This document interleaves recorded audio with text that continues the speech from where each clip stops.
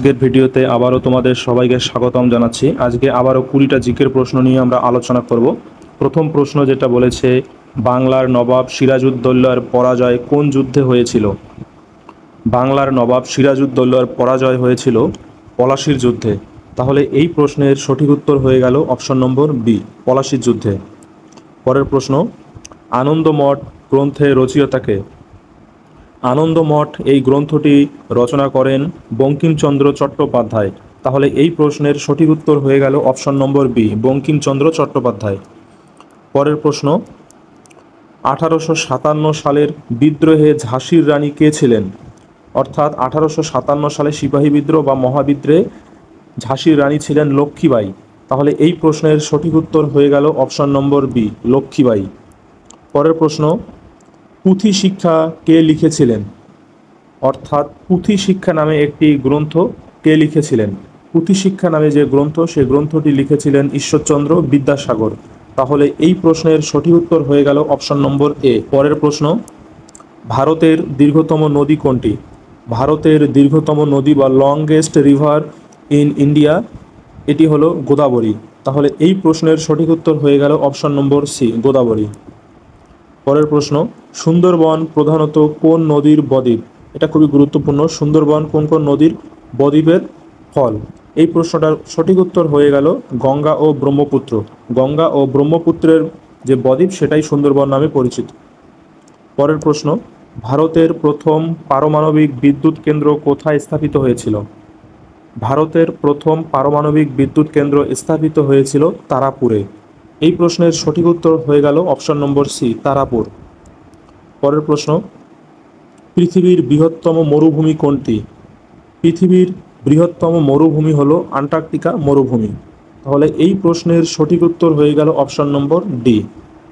পরের প্রশ্ন, ডিএনএ এর পূর্ণ রূপ কি?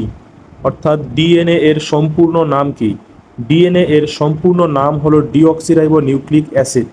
তাহলে এই প্রশ্নের সঠিক উত্তর হয়ে গেল অপশন নম্বর এ, ডিঅক্সিরাইবো নিউক্লিক অ্যাসিড। পরের প্রশ্ন, বিদ্যুতের একক কি?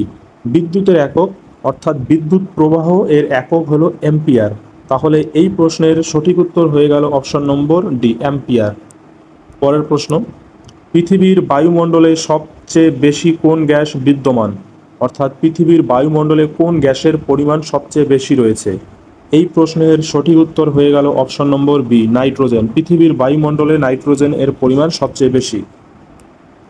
পরের প্রশ্ন, কোন ভিটামিনের অভাবে রক্তক্ষরণ রোগ হয়? যে ভিটামিনের অভাবে রক্তক্ষরণ রোগ হয় সেটি হলো ভিটামিন কে। অর্থাৎ ভিটামিন কে এর অভাব দেখা দিলে কোনো জায়গায় কেটে গেলে সেখানে রক্ত তঞ্চিত হয় না, রক্তক্ষরণ হতেই থাকে। পরের প্রশ্ন, ভারতের সংবিধানের রচয়িতা কে? ভারতের সংবিধানের রচয়িতা হলেন ডক্টর বি আর আম্বেদকর। তিনাকে সংবিধানের জনকও বলা হয়।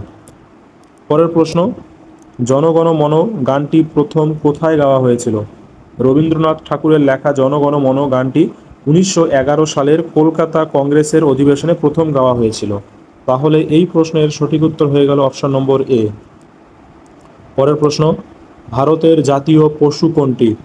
ভারতের জাতীয় পশু বা ন্যাশনাল অ্যানিমাল অফ ইন্ডিয়া, এটি হলো বাঘ।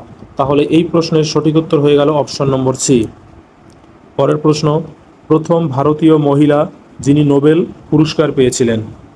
প্রথম ভারতীয় মহিলা যিনি নোবেল পুরস্কার পেয়েছিলেন তিনি হলেন মাদার টেরেসা। তাহলে এই প্রশ্নের সঠিক উত্তর হয়ে গেল অপশন নম্বর এ। পরের প্রশ্ন, ভারতের প্রথম মহিলা প্রধানমন্ত্রী কে ছিলেন?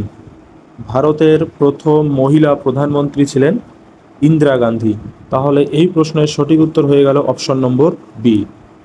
পরের প্রশ্ন, অলিম্পিক গেমস কত বছর অন্তর অনুষ্ঠিত হয়? খুবই গুরুত্বপূর্ণ একটা প্রশ্ন।